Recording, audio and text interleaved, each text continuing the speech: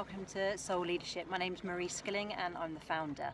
I'm sat here today off the edge of Lighthouse Park in North Vancouver, and whilst I'm based in London, the reason I'm doing a video from here is this is really where I think my soul journey began. So I had lived in Australia for a couple of years and left my job, loads of changes happened, moved here to spend some time with my family who had since emigrated. And it was a place where I discovered yoga. It was a place I discovered that I could spend time not being part of the rat race all the time and look at exactly what it was that I wanted to do, not only with my life, but in terms of the legacy that I wanted to leave behind and the important things that I had left behind. So creativity was a big part of that, and for the first time I sat down and I gave myself the time to focus on the things that I had forgotten about. And creative activities, I know it might sound strange, but I had felt that they were things I only did at school when I was younger, and that as an adult you have to go into the workplace, you have to be serious, you have to talk business, you have to dress a certain way, you have to focus on things in a certain way, and creativity had been something that I left behind. Moving here changed everything. Not long before moving here, I'd really gone back to looking at my passion for photography, and I'd done a little course after really sort of teaching myself, and with the digital era that meant it was a bit more accessible to me, and I landed my first photography job here. I arrived at a similar time. Friend was getting married and did the photos for her. She worked for an events company and they were looking for someone to photograph an event in the summer here, musical event, and it was just along from where I lived, very convenient. And she said, would you be interested? And I said, yeah, absolutely, why would I not be? I wasn't going to get paid, but it was a good opportunity. Being a big fan of two of the artists that were singing at that event, Sarah McLachlan and Sheryl Crow, to find out that it was Sarah McLachlan's event, my mind obviously just went wow. Taking photos of that event was interesting in itself, but to be at the front of the stage in the media pit with my camera in my hand, you can imagine as a fan how fantastic that experience was. And they also had the Canadian tenors and Neil Young. Big event, lots of photos, spent a lot of time processing them.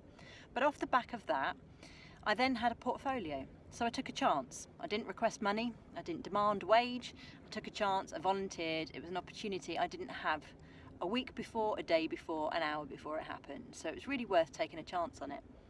And from that I then went and spoke to the events company a little while later, and it was coming up to the Winter Olympics here, 2010 Winter Olympics, and the government of Alberta were having a house in the city. And what that meant was a pavilion type setup. And the Public Affairs Bureau of Alberta needed a photographer.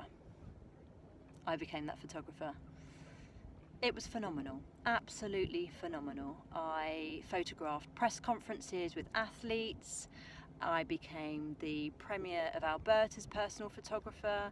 I went to all sorts of events, including the branded Rocky Mountaineer train up to Whistler, musical events, you name it. I had all the athletes coming in with their gold medals. It was absolutely phenomenal. So it just goes to show that sometimes even life wasn't brilliant for me when I first came here. I said yes to opportunities, and I said yes to opportunities that really made my soul sing, and I've never looked back since then. And Vancouver has really been a poignant place for me, not only at the beginning with those photography experiences, but in the times that I've come back. I've just done a little video actually for my fans of The Adventures of Benjamin Frank, all the school children that read it. I'm sat here at Lighthouse Park where that book really came alive, where my just general everyday walks became an opportunity to put a layer of my imagination on top and really relate to children, really give them something different to read. And I now do workshops with those children, creative writing, getting their juices flowing when it comes to their ideas, which blow me away sometimes. It's incredible.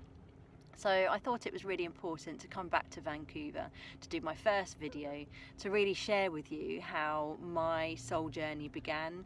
And of course it's been there since birth, but how it's really transformed my life, I feel, was when I came here, and the journey that I started to pay attention to, because I feel irrespective of what you're into, what job you have, what you hope to achieve, really paying attention to you as part of that journey is essential. Who wants to retire and look back and wonder, what was all that about? Living it every day, knowing why you're getting up, knowing what you're hoping to achieve, knowing the impact that you're having on other people and caring about that, to me, is a soul journey. And that's where soul leadership comes from. You know, you're not blindly moving towards targets, often set by someone else.